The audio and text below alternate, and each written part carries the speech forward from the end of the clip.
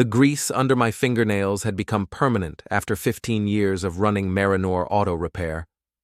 I was elbow-deep in the engine of a 2015 Honda when my phone buzzed against the workbench. The fluorescent lights hummed overhead, casting harsh shadows across the garage floor littered with tools and oil-stained rags. I wiped my hands on my coveralls before checking the message. The text was from Vara, my wife of 18 years. "I'm a free person, and I decide whether I come home tonight or not. Don't call me until tomorrow." I stared at the screen for exactly 30 seconds. Then I typed back, "I'm not your husband anymore. Don't come back home." The Honda's engine ticked as it cooled. Outside, South Shore's main street was quiet, except for the occasional rumble of a pickup truck heading home from the evening shift at what remained of our town's manufacturing plants. This place had seen better days, back when the auto industry was booming and families like mine could build something solid. I set the phone face down and walked to my office in the back of the garage. The desk drawer stuck like it always did, warped from years of Michigan humidity. Inside were the documents that had once meant everything: our marriage certificate, the lease for our duplex, the bank card for our joint account. Vara thought she was free. She had no idea what freedom actually cost. I logged into our joint account on the ancient computer that handled my business finances. Vara's law firm salary was decent, but I'd been the steady one, the reliable one, putting money away while she spent on clothes and lunches with colleagues who looked down on her husband, the mechanic. My half of our savings transferred to my personal account with a few clicks. Then I froze the joint account entirely. The bank would sort out the legalities later, but tonight, Vara's freedom would come with a price tag she hadn't calculated.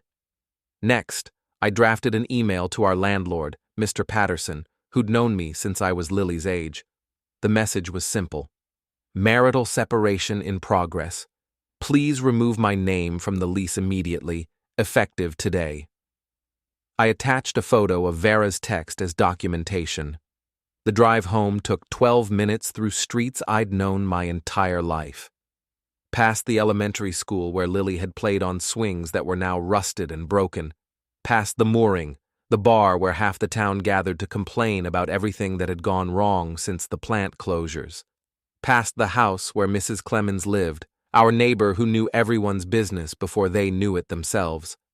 Our duplex sat on Maple Street, a modest two-story that Vara had always called temporary. The paint was peeling on the shutters, and the front porch sagged slightly, but it was home. Or it had been. I unlocked the front door and surveyed what would soon be a very different space. Vara's things were everywhere, her expensive handbags draped over chairs, her law books stacked on the coffee table, her collection of wine glasses that we'd received as wedding gifts, but only she ever used. I started with her closet. Suits for court appearances, blouses that cost more than I made in a day, shoes arranged like a boutique display. Everything went into garbage bags and cardboard boxes I retrieved from the garage. I photographed each bag and box, documenting the contents with the thoroughness I applied to engine diagnostics.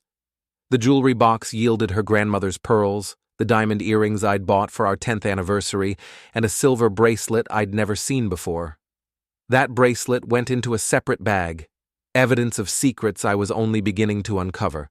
By 10 o'clock, 17 bags and boxes sat by the front door, like luggage waiting for a trip that would never end.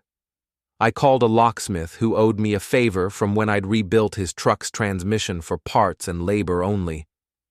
"Zane, it's kind of late for lock work." "Emergency, Pete. Wife locked herself out and I'm working early tomorrow. Need new locks tonight." Pete arrived within an hour, asking no questions as he installed deadbolts and changed the door handles. Small-town mechanics stick together, and Pete understood that some emergencies couldn't wait for business hours. While he worked, I printed divorce papers I'd downloaded from a legal website. Michigan was a no-fault state, which meant Vara's newfound freedom wouldn't require elaborate explanations. I signed my name with the same pen I used for work orders and placed the papers in the center of the kitchen table, weighted down with the salt shaker shaped like a lighthouse that Vara had bought during our last vacation. Pete finished at 11:30. I paid him in cash and saved the receipt. Documentation mattered in situations like this. My phone had been buzzing intermittently, but I'd left it face down on the workbench where it belonged. Now I retrieved it to find a screen full of notifications. Missed calls from Vara. Text messages that started apologetic and grew increasingly frantic. I forwarded the divorce papers to her email without reading her messages. Then I sent copies to her parents in Grand Rapids, people who'd never quite forgiven their daughter for marrying beneath her station. No explanatory message accompanied the documents. The papers spoke for themselves. The house felt different with Vara's presence erased. Quieter. The refrigerator hummed. The old radiator clanked as the heating system cycled. These were the sounds of a home returning to its natural state. I turned off all the lights and went upstairs to the bedroom that would now be mine alone. Through the window, I could see Mrs. Clemens's curtains twitching. By morning, half the neighborhood would know something had changed at the Merrinor house. I set my alarm for 6 a.m. and closed my eyes. 18 years of marriage had ended with a text message about freedom. Tomorrow would be the first day of discovering what that freedom actually meant. The pounding started at 12:43 a.m. I know because the alarm clock's red digits burned the time into my retinas as Vara's fists hammered against the front door. Her key scraped uselessly in the new lock, metal against metal, a sound like fingernails on concrete. "Zane, open this door! What did you do?" I lay still in our bed, my bed now, listening to her voice climb toward hysteria. The neighbors would be awake soon, if they weren't already. Mrs. Clemens probably had her face pressed against her bedroom window, gathering intelligence for tomorrow's gossip network. "I know you're in there. My key doesn't work." I walked downstairs in my underwear and t-shirt, my bare feet silent on the hardwood floors. The divorce papers rustled as I slid them under the door. "Read these outside," I called through the wood. "Everything you need to know is in there. Zane, please, we need to talk about this. I didn't mean—" "You meant exactly what you said. You're free. Congratulations." Her voice dropped to a whisper, but the duplex walls were thin. "I made a mistake.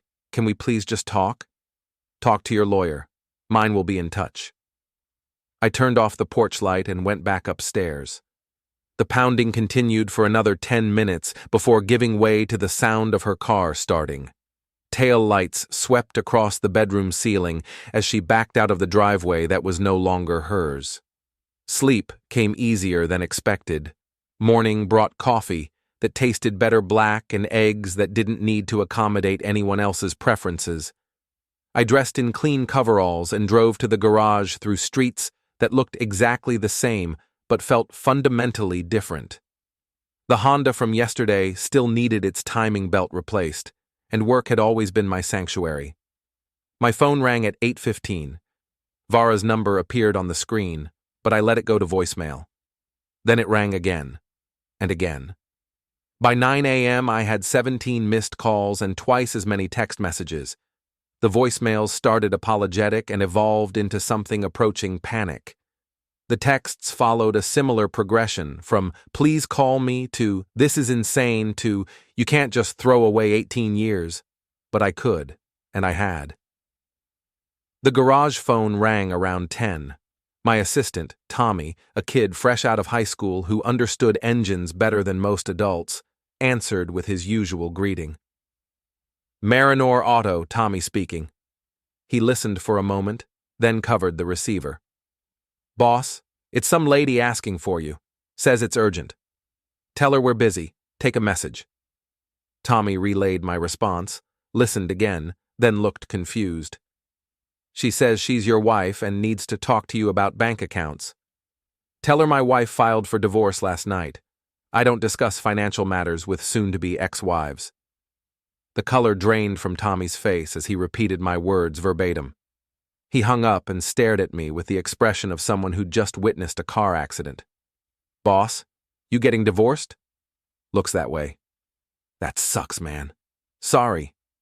Tommy was a good kid. He understood that some conversations ended there. The Honda's timing belt replacement took most of the morning, methodical work that required focus and precision. Tools in their proper places, parts arranged in logical sequence, problems with clear solutions, everything marriage wasn't. Around noon, Mrs. Clemens appeared at the garage door like a harbinger of neighborhood judgment. She was 70-something, widowed, and appointed herself the unofficial mayor of Maple Street's personal business.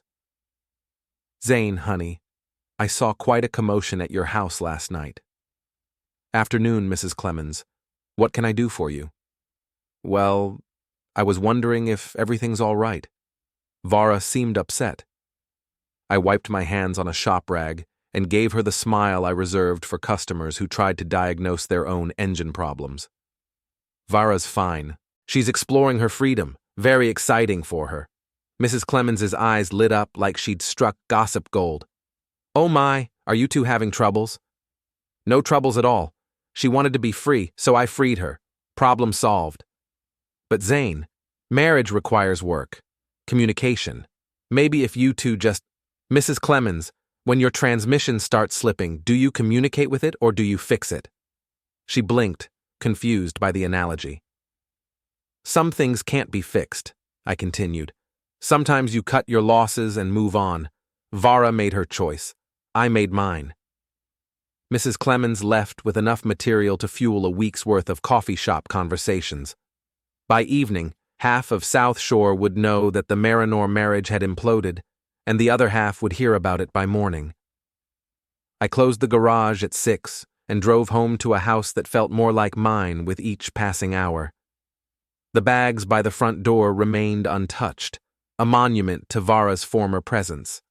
I photographed them again, documenting their abandonment, then moved them to the garage where they'd be safe from weather but visible to anyone who came looking. Dinner was a sandwich and a beer, consumed while standing at the kitchen counter. No need for plates or conversation, or pretending to care about Vara's day at the law firm where she worked with people who thought mechanics were a necessary evil. The evening news droned about politics and weather while I reviewed the divorce paperwork. Michigan's laws were straightforward: irreconcilable differences, equitable distribution of assets, no contest required if both parties agreed. Vara could contest it, but that would require lawyers and money she no longer had easy access to. My phone buzzed with another text. Zane, please. I'm staying at Crystal's tonight. Can we meet tomorrow and talk this through like adults? Crystal Fitch was Vara's best friend from law school, a woman who'd never married but had opinions about everyone else's relationships. She worked in HR at Vara's firm and treated social situations like chess matches where other people were pawns. I typed back, adults don't sneak around and lie to their spouses. Adults don't declare themselves free via text message. You made your choice. Live with it. The response came immediately. I never cheated on you. I stared at that message for a long time. 3 months ago, I might have believed it. 3 months ago, I hadn't found the hotel receipts in her car's glove compartment. I hadn't seen the credit card charges for restaurants I'd never been to and gifts I'd never received. I hadn't noticed how her phone had become a fortress of passwords and privacy settings. But most importantly, 3 months ago, I hadn't found her old iPad tucked behind law books on the shelf, still logged into her messaging accounts. The iPad sat in my bedroom dresser now, a digital archive of Vara's secret life. Text conversations with someone named R, photos that weren't meant for husband's eyes. Hotel confirmations and dinner plans and intimate details of a relationship that had nothing to do with marriage vows. R was Richie Vane, South Shore's self-appointed real estate mogul, and Vara's high school boyfriend. Richie specialized in buying distressed properties, applying cosmetic fixes, and flipping them to people who couldn't afford better. He drove a restored Camaro, wore gold chains, and had never met a mirror he didn't like. Richie Vane was also married to a woman named Beth, who taught elementary school and believed her husband's evening property inspections were legitimate business activities. I didn't respond to Vara's text about cheating. Some lies were so transparent they didn't deserve acknowledgement. Instead, I opened a beer and sat on my front porch, watching the sun set over a neighborhood where secrets were harder to keep than promises. Tomorrow would bring new challenges, but tonight belonged to the quiet satisfaction of a man who'd finally stopped pretending his marriage was worth saving. Mrs. Clemens's curtains twitched as she monitored my evening routine. I raised my beer in her direction and smiled. Let her watch. Let the whole neighborhood watch. I had nothing left to hide. The morning brought rain and a phone call from Vara's mother. I was replacing brake pads on a Ford pickup when Tommy announced that Mrs. Hartwell was on the line, and it sounded important. Margaret Hartwell had never liked me. I represented everything she'd hoped her daughter would avoid: blue-collar work, modest income, and contentment with a life that didn't include country club memberships or vacation homes. She'd spent 18 years waiting for Vara to come to her senses. Zane, I received some very disturbing documents yesterday. Morning, Margaret. Which documents would those be? Don't play games with me.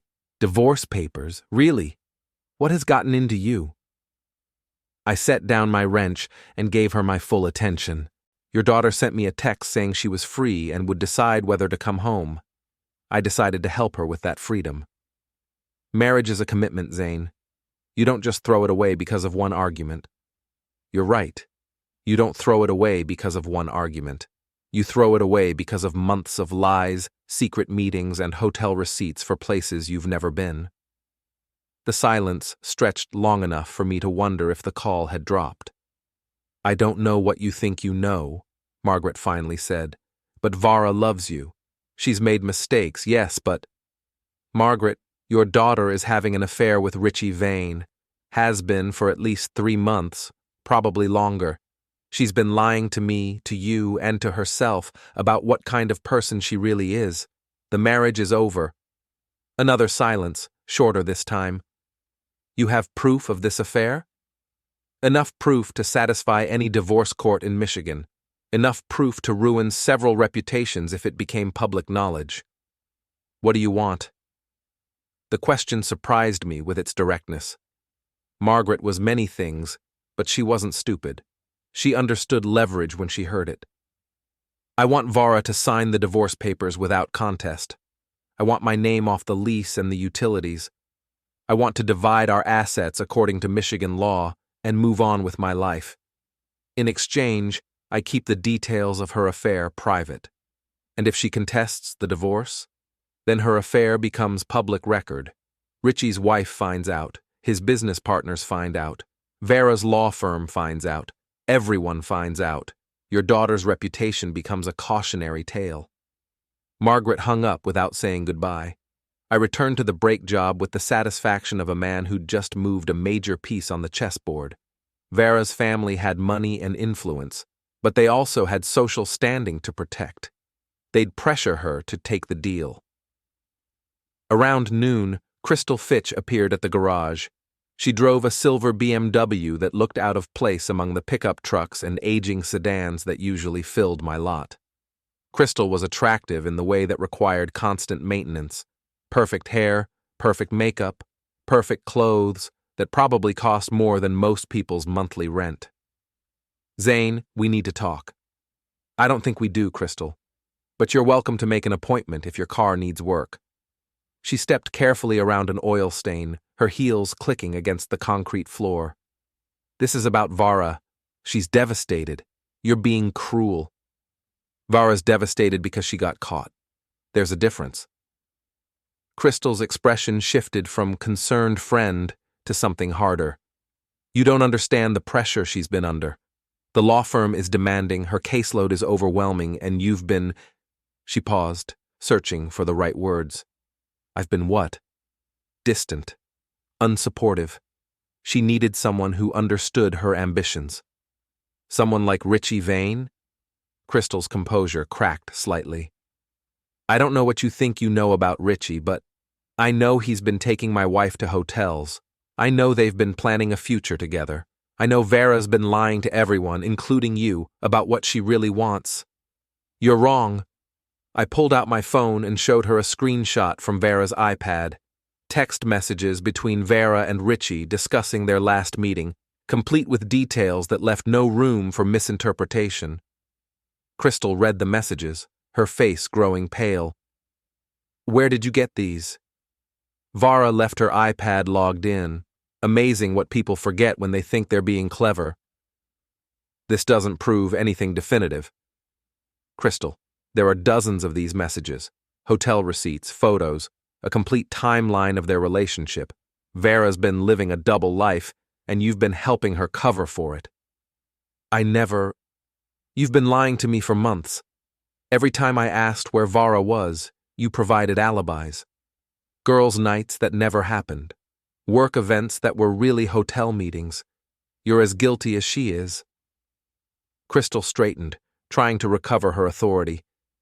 Even if some of this is true, divorce isn't the answer. Couples work through these things. Counseling, therapy. Some things can't be fixed. Some betrayals are too deep. Vara made her choice when she decided to be free. I'm just honoring her decision. You're being vindictive. I'm being practical. Your friend destroyed our marriage for a man who flips houses and cheats on his wife. That's her choice to live with. Crystal left without another word, her BMW disappearing down Main Street like a silver bullet carrying bad news back to its target. The afternoon brought a steady stream of customers, each one offering subtle condolences or probing questions about my marital situation. Word traveled fast in South Shore, and my conversation with Mrs. Clemens had apparently reached every coffee shop and barber shop in town. "Heard you and Vara are having troubles," said Jim Morrison, whose ancient Buick needed a new alternator. "No troubles, Jim. Just a difference of opinion about the meaning of marriage vows." "Women these days," Jim shook his head. "Different expectations than our generation. Some expectations never change. Honesty, loyalty, basic respect. Vara decided those were optional." Jim nodded sagely, filing away another piece of gossip for his evening rounds at the mooring. By 5 o'clock, I'd had similar conversations with 6 different customers. Each one left with a slightly different version of the story, but the core message remained consistent. Vara had betrayed her marriage, and I was responding accordingly. I closed the garage and drove home through streets that felt increasingly familiar. The duplex looked the same, but the absence of Vara's car in the driveway marked it as fundamentally changed territory. Inside, I found an envelope that had been slipped under the door, Vara's handwriting on expensive stationery, the kind she used for thank you notes and formal correspondence. "Zane," the letter began, "I know you're angry, and you have every right to be. I've made mistakes, terrible mistakes, but I love you. I love our life together. Please don't throw away 18 years because of a few months of confusion. I'm willing to do whatever it takes to fix this. Counseling, therapy, whatever you think we need. Just please don't give up on us. Love, Vara." I read the letter twice, then placed it on the kitchen table next to the divorce papers. The handwriting was beautiful, the sentiment carefully crafted, and every word was a lie. Vara didn't love me. She loved the security I represented, the steady income and reliable presence that allowed her to pursue her ambitions without consequence. She loved having someone to come home to when her adventures with Richie became complicated. But she didn't love me enough to stay faithful. She didn't love me enough to be honest. She didn't love me enough to choose our marriage over her freedom. I made dinner and ate it while standing at the kitchen counter, looking out at a backyard that needed mowing and flower beds that Vara had planted but never maintained. Tomorrow, I'd start making this house truly mine. Tonight, I'd enjoy the silence of a man who'd finally stopped listening to lies. My phone buzzed with a text from an unknown number. "This is Beth Vane. We need to talk." Richie's wife had entered the game. Beth Vane sat across from me in a booth at Millie's Diner, her hands wrapped around a coffee cup like it was the only thing keeping her anchored to reality. She was prettier than her husband deserved. Auburn hair, green eyes, and the kind of natural beauty that didn't require Crystal's maintenance routine. But her face carried the weight of a woman who'd been living with suspicions she couldn't quite prove. "I know about Richie and your wife," she said without preamble. "I've known for weeks." "Why are you telling me?" "Because I'm tired of being the only one who doesn't know what everyone else is whispering about. Because my husband thinks I'm stupid. Because your wife thinks she's clever." Beth's voice carried a quiet anger that reminded me of my own. "Because I want them to face consequences for once." I studied her face, looking for signs of manipulation or hidden agenda. Beth taught 3rd grade at South Shore Elementary, coached the girls' soccer team, and had never been involved in any of the town's various scandals. She was exactly what she appeared to be, a decent person who'd married the wrong man. "What kind of consequences?" "I want a divorce that doesn't leave me with nothing. I want custody of my children. I want Richie's business partners to know what kind of man they're dealing with." She leaned forward, her voice dropping to a whisper. "And I want your wife to understand that actions have prices." "What do you know about their relationship?" Beth reached into her purse and produced a manila folder thick with documents. "Hotel receipts I found in his jacket, credit card statements showing charges I didn't make, text messages he thought he'd erased." She slid the folder across the table. 3 months of evidence." I opened the folder and found a mirror image of my own discoveries. Different perspective, same betrayal. Beth had been conducting her own investigation while I'd been finding pieces of the puzzle in Vara's digital footprints. "There's more," Beth continued. "Richie's been using money from our joint accounts to pay for their hotels and dinners. He's been telling his business partners that I'm the reason he can't invest in bigger deals. He's been setting me up to take the blame when his finances fall apart." "His finances are in trouble?" "Richie's not as successful as he pretends. The house-flipping business is mostly smoke and mirrors. He owes money to contractors, suppliers, and at least 2 banks. The only reason we haven't lost our house is because it's in my name." This was new information, and it changed the dynamics considerably. Richie wasn't just a cheating husband, he was a failing businessman using his affair to escape his responsibilities. "What do you want from me?" "Partnership. You have evidence of their affair from Vara's side. I have evidence from Richie's side. Together, we can make sure they both face real consequences." "I'm already filing for divorce." "That's not enough." Beth's eyes hardened with a determination I hadn't expected. "Divorce is just paperwork. I want them to lose everything they think they're gaining from this affair. Reputation, financial security, social standing, everything." "You want revenge?" "I want justice. There's a difference." I closed the folder and considered her proposal. Beth was offering alliance with someone who had access to information I couldn't obtain on my own. She was also offering escalation beyond simple divorce proceedings. "What did you have in mind?"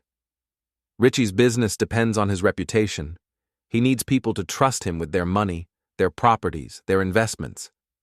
What happens when they find out he's a liar and a cheat who steals from his own family?" "His business partners find new partners." "Exactly. And Vara's law firm? How do they feel about associates who engage in public scandals that reflect poorly on the firm's reputation?" "They probably encourage her to find new employment." Beth smiled for the first time since sitting down. "Now you're understanding the scope of what we're dealing with. This isn't just about marriage. It's about the life they're trying to build on the wreckage of our lives." I thought about Vara's letter, her promises to fix everything, her claims of love and commitment, all lies designed to minimize consequences and preserve her options. "What's your timeline?" "Richie's meeting with potential investors next week. Big money people from Grand Rapids who are considering backing his next project. If they knew about his character issues, they'd invest elsewhere. Leaving Richie with debts he can't pay and a reputation he can't rebuild." The plan was elegant in its simplicity. No illegal activities, no violence, just the strategic application of truth at the most damaging possible moment. "I need to think about this." "Don't think too long. Richie and Vara are making plans of their own. I heard him on the phone last night talking about selling our house and moving to Grand Rapids with his new partner. They're not waiting for divorces to be finalized. Beth left money for her coffee and slid out of the booth. My number's in the folder. Call me when you decide how far you're willing to go. I sat alone in the diner, staring at the folder that represented a choice between simple divorce and total warfare. Through the window, I could see Main Street's familiar storefronts, the barbershop where I'd been getting haircuts for 20 years, the pharmacy where Vara picked up her prescriptions, the bank where we'd opened our first joint account. This was my town, my community, my life. Vara and Richie were trying to escape it, to move on to something they thought was better. But they were leaving destruction in their wake, broken marriages and betrayed trust and children who'd learned that their parents' promises meant nothing. Maybe Beth was right. Maybe justice required more than paperwork. I drove home with the folder on the passenger seat, its contents representing power I'd never possessed before. The ability to destroy reputations, ruin business deals, and force consequences on people who thought they were immune to judgment. The house felt different when I walked through the front door, not just empty of Vara's presence, but charged with possibility. I was no longer just a betrayed husband seeking divorce. I was a man with allies, evidence, and options that extended far beyond Michigan's family court system. My phone rang as I was reviewing Beth's documents. Vara's number appeared on the screen, but for the first time in days, I answered. Hello, Vara. Zane, thank God. I've been trying to reach you for days. Did you get my letter? I got it. And? And it's too late for letters. You made your choice. I made mine. But we can fix this. I know we can. I'm willing to do anything. Anything except tell the truth. Silence stretched between us, filled with the weight of everything we weren't saying. I don't know what you think you know, Vara finally said, but you're wrong about me, about us. I know about Richie. I know about the hotels. I know about your plans to move to Grand Rapids. I know everything, Vara. The silence this time was different, heavier. The silence of someone whose carefully constructed lies had just collapsed. Zane, please, let me explain. There's nothing to explain. You wanted freedom. You got it.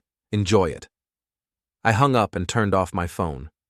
Outside, the sun was setting over South Shore, painting the sky in shades of orange and red that reminded me of better times. But those times were gone, and tomorrow would bring new choices about how far I was willing to go to ensure that actions had consequences.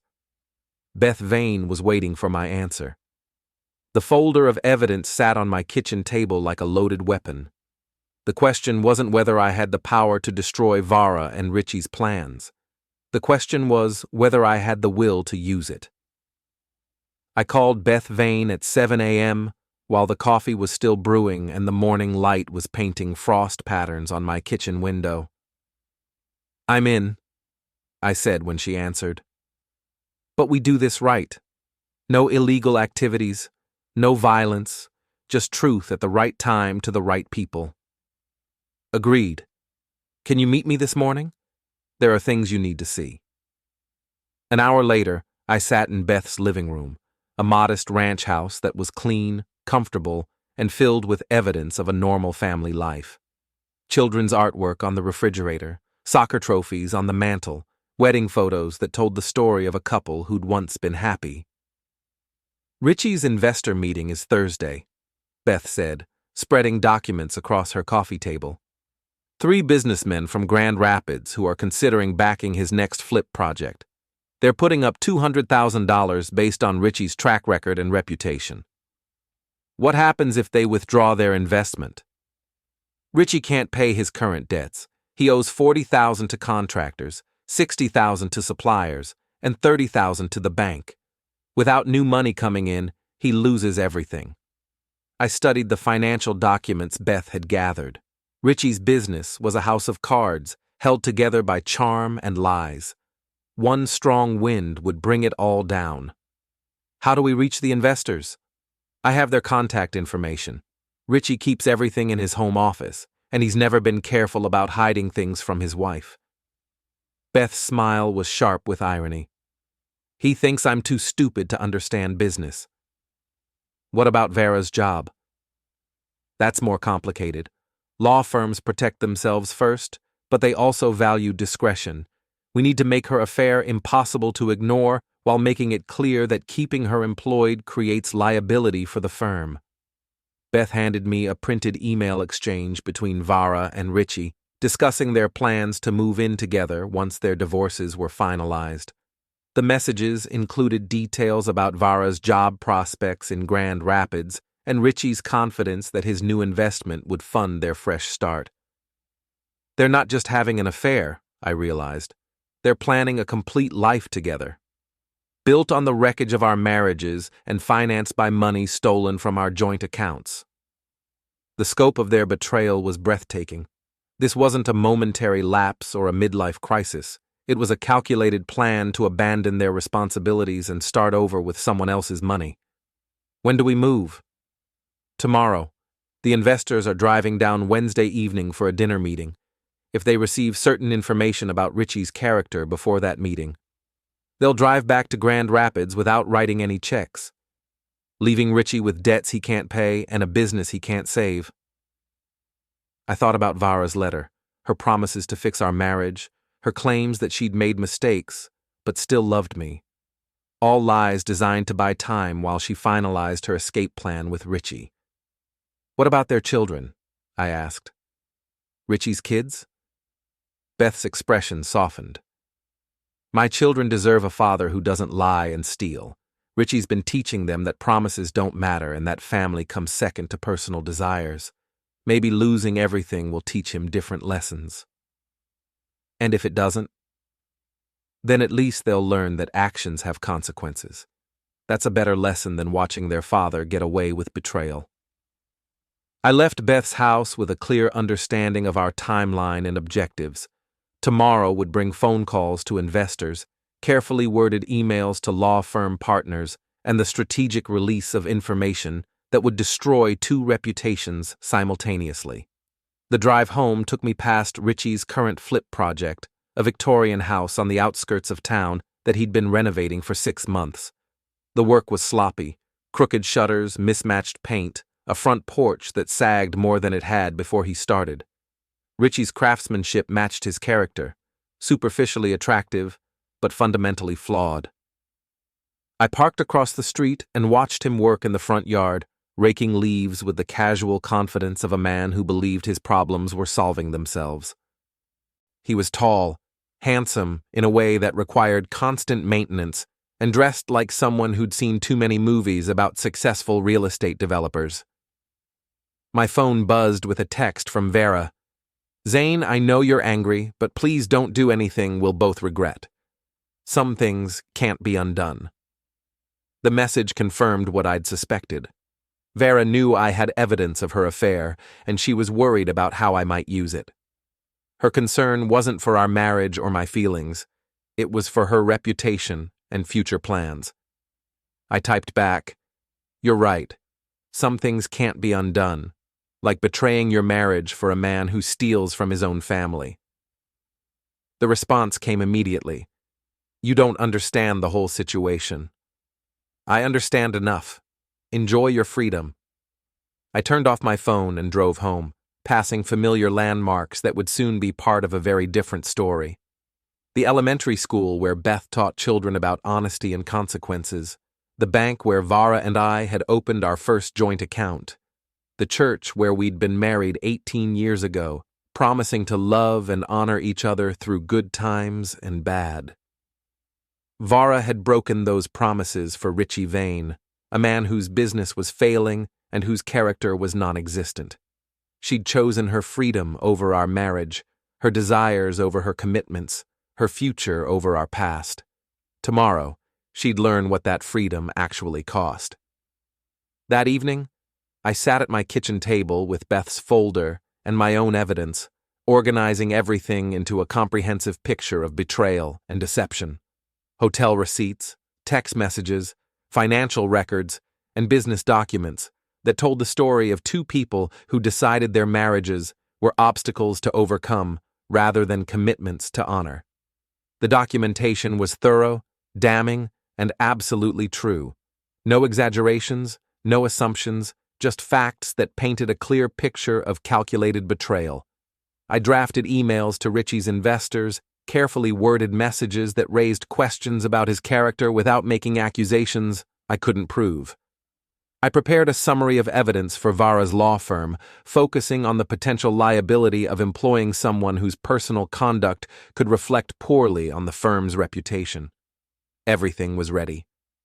Tomorrow would bring consequences that Vara and Richie had never imagined when they decided to pursue their freedom. My phone rang at 11 p.m. Beth's number appeared on the screen. "Second thoughts?" she asked when I answered. "None. You?" "I keep thinking about all the lies he's told, all the times I believed him when I should have trusted my instincts. I'm tired of being the fool in this story. Tomorrow we stop being fools. Tomorrow we become something else entirely." After hanging up, I walked through my house, noting all the changes that had occurred since Vara's text message 3 days ago. Her absence had revealed the space's true character, simpler, quieter, more honest, the home of a man who worked with his hands and slept without lies. Tomorrow would bring the end of one story and the beginning of another. Vara and Richie thought they were writing their own happy ending, but they'd forgotten that other people were also characters in their narrative. People who'd been watching, gathering evidence, and preparing consequences. People who understood that freedom came with prices they weren't prepared to pay. Wednesday morning arrived with the clarity that comes from having made irreversible decisions. I opened the garage at 7 a.m. and worked on a transmission rebuild while mentally rehearsing the phone calls that would reshape 2 lives before sunset. At 9:30, I called the first investor. "Mr. Davidson, this is Zane Merrinor from South Shore. I understand you're considering a business relationship with Richie Vane." "Yes, we're meeting tomorrow evening. Are you familiar with his work?" "I'm very familiar with Richie. I thought you should know about some character issues that might affect your investment decision." The conversation lasted 12 minutes. I presented facts without editorializing. Richie's pattern of deception, his use of family money for personal affairs, his history of leaving projects unfinished when better opportunities appeared. I mentioned Beth's willingness to provide documentation if needed. Mr. Davidson thanked me for the information and promised to investigate further before finalizing any agreements. The second call went similarly. The third investor was more direct. "Are you saying Richie Vane is a liar and a cheat?" "I'm saying he's currently engaged in an extramarital affair funded by money taken from his wife's accounts, and his business practices follow similar patterns of deception. Make your own judgments about character." By 11 a.m., all 3 investors had received the same information. By noon, 2 of them had called Beth directly to verify details and request documentation. The second phase targeted Vara's law firm. I called the managing partner's office and requested a meeting regarding a potential conflict of interest involving one of their associates. The secretary scheduled an appointment for 2 p.m. At exactly 2 o'clock, I sat across from James Mitchell, a man who'd built his reputation on avoiding scandals and protecting his firm's image. His office overlooked Main Street, offering a view of the town where both our families had lived for generations. "Mr. Merrinor, you mentioned a conflict of interest involving one of our associates." "My wife, Vara Merrinor. She's been engaged in an extramarital affair that involves financial impropriety and potential damage to your firm's reputation." Mitchell's expression shifted from polite interest to sharp attention. "That's a serious accusation. Supported by serious evidence." I presented a summary of documentation. Hotel receipts, text messages, financial records showing money moved from joint accounts to fund the affair. I emphasized the potential liability of employing someone whose personal conduct could become public scandal. "What's your objective here?" Mr. Merrinor. I want my wife to face consequences for her choices. Your firm employs her, benefits from her work, and trusts her judgment. You should know that her judgment involves stealing from her family to fund an affair with a man who's defrauding his business partners. Mitchell studied the documents with the careful attention of someone who understood legal liability. We'll investigate these allegations internally. Investigation won't be necessary much longer. Vara's affair is becoming public knowledge. The question is whether your firm wants to be associated with the scandal. I left Mitchell's office, knowing that Vara's employment would be restructured within days. Law firms didn't tolerate associates who brought unwanted attention to their practices. The afternoon brought a steady stream of customers, each one offering updates on the town's gossip network. Word of my divorce had spread beyond Mrs. Clemens' immediate circle, reaching the coffee shops, barber shops, and break rooms where South Shore's social dynamics were negotiated. "Heard Vara's been stepping out," said Pete Morrison, whose truck needed new brakes. "Richie Vane, of all people, that man's trouble." "Trouble finds trouble," I replied, focusing on the brake inspection rather than Pete's fishing expedition. "Still, 18 years of marriage seems like something worth fighting for. Some fights aren't worth winning."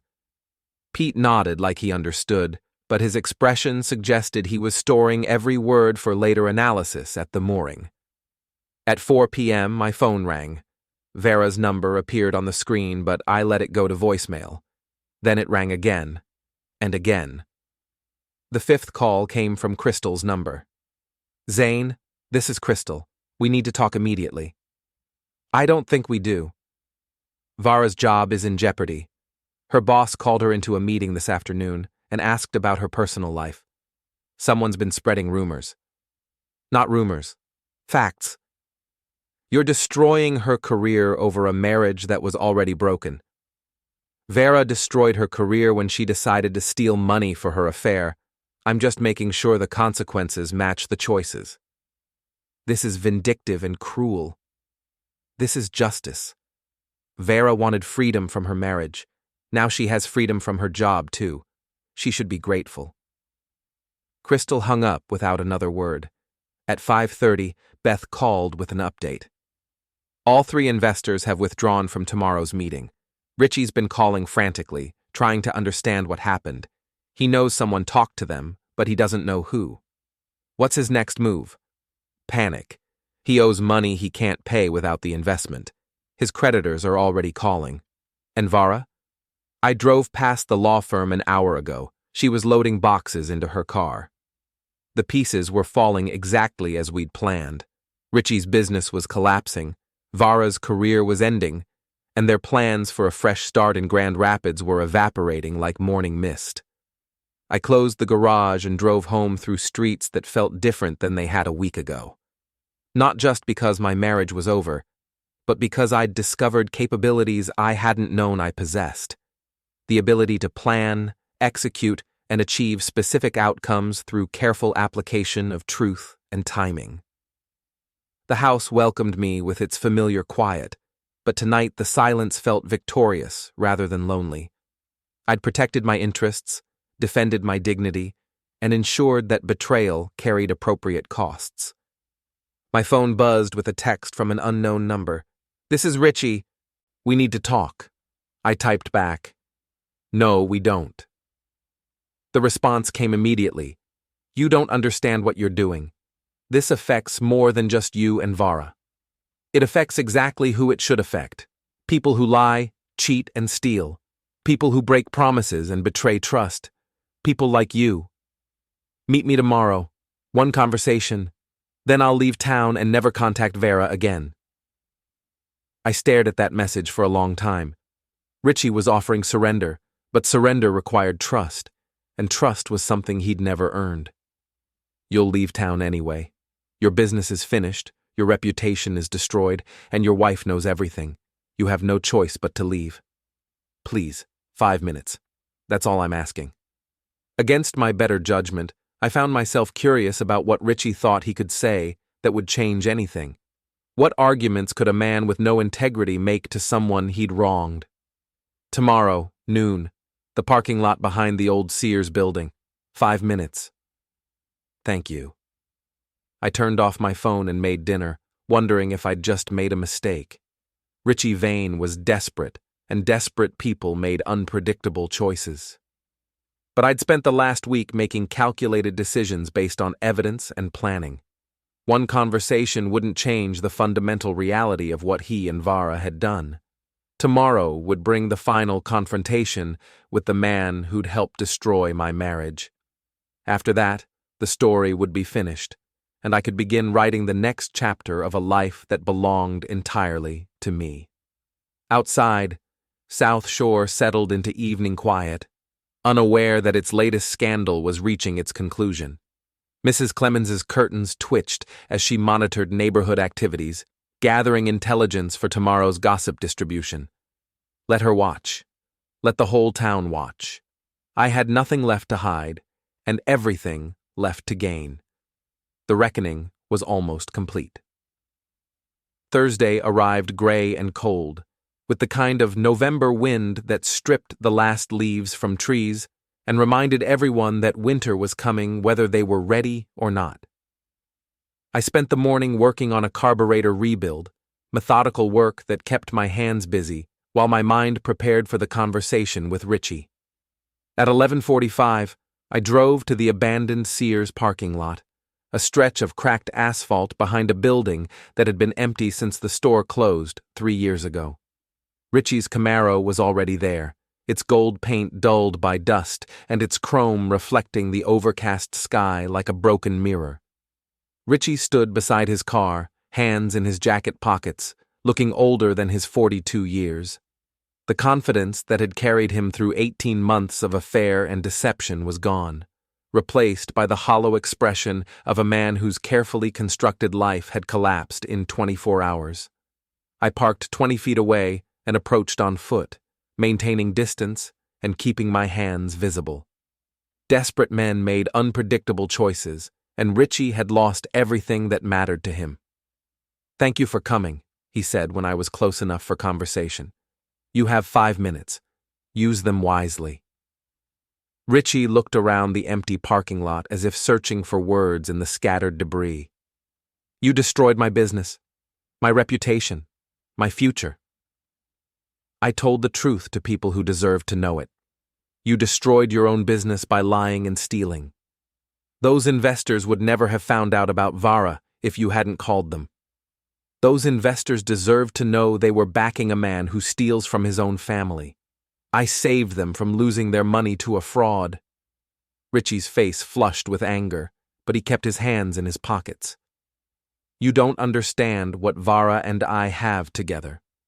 What we could build if you'd just let us go. I understand that you're both liars who break promises and betray trust. What you could build together is more lies and more betrayal. She loves me.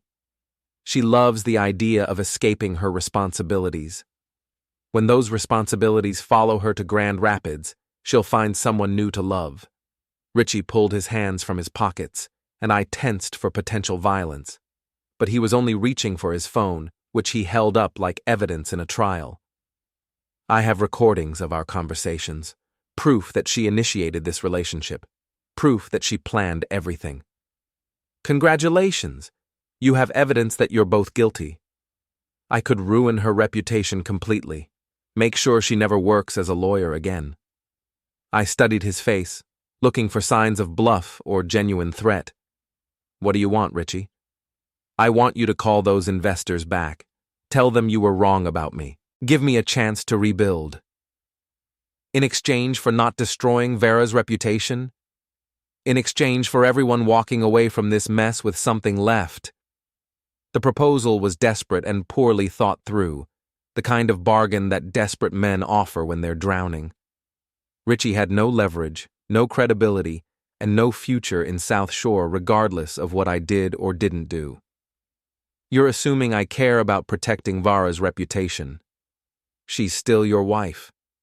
She's my soon-to-be ex-wife who chose her freedom over our marriage. Her reputation is her responsibility now." Richie's expression shifted from desperation to something approaching panic. You're going to let me destroy her? I'm going to let you face the consequences of your choices. Both of you. She'll lose everything. Her career, her family's respect, her future. She should have considered those consequences before she decided to steal money for hotel rooms. Richie put his phone away and stepped closer, close enough that I could smell his desperation like cheap cologne. You're not the man I thought you were. I'm exactly the man I've always been. You just never bothered to pay attention. Vara said you were weak, passive, someone who'd never fight back. Vara was wrong about a lot of things. That's why her life is falling apart. Richie's 5 minutes had become 10, but I was curious to see how far his desperation would take him.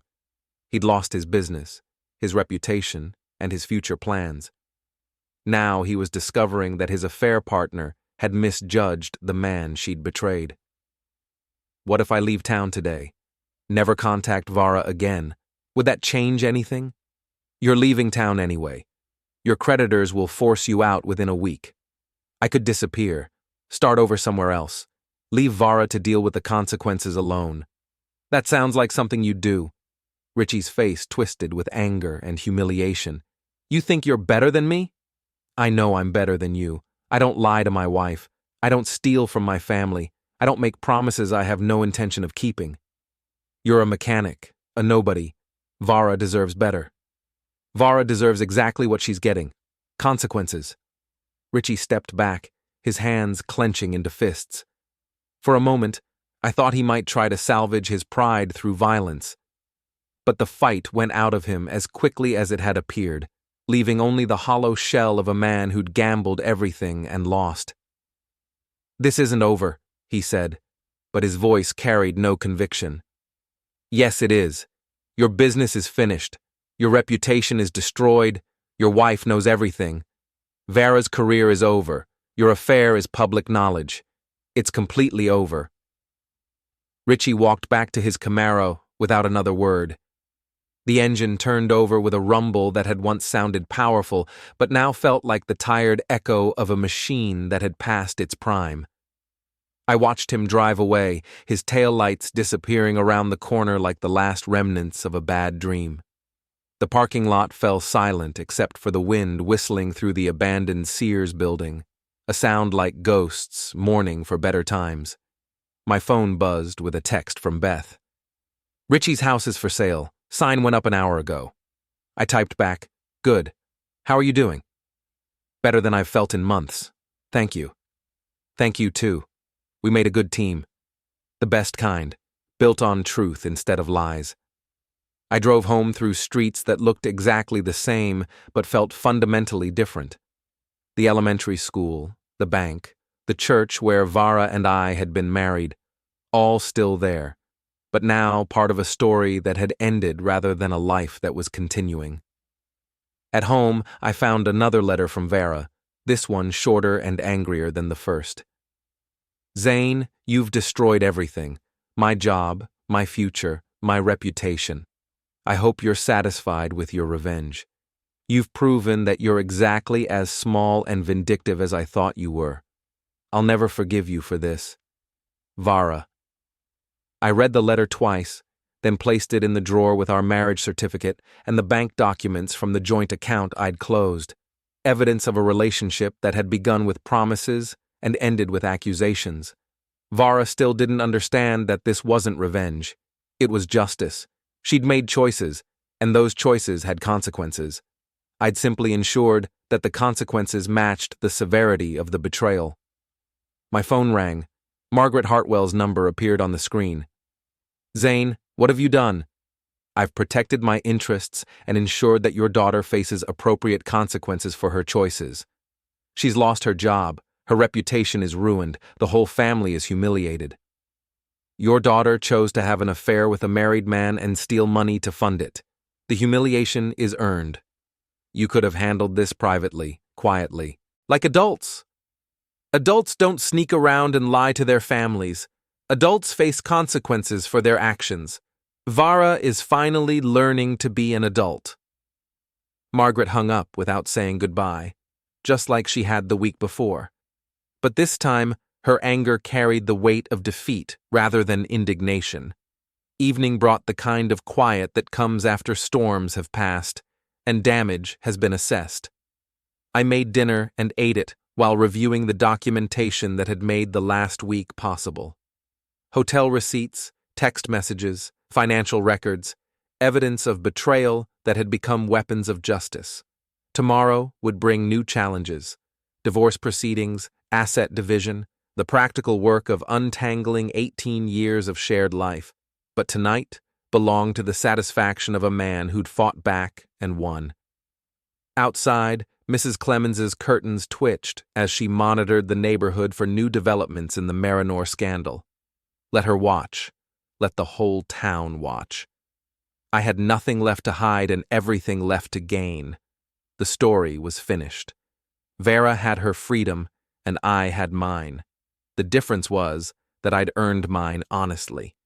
The marriage was over, but the man who'd emerged from its wreckage was stronger, smarter, and more capable than the one who'd received that text message 7 days ago. Some lessons could only be learned through fire. Some strength could only be forged through betrayal. Some freedom could only be won through the courage to fight back. Vara had wanted to be free. She'd gotten exactly what she'd asked for. And so had I.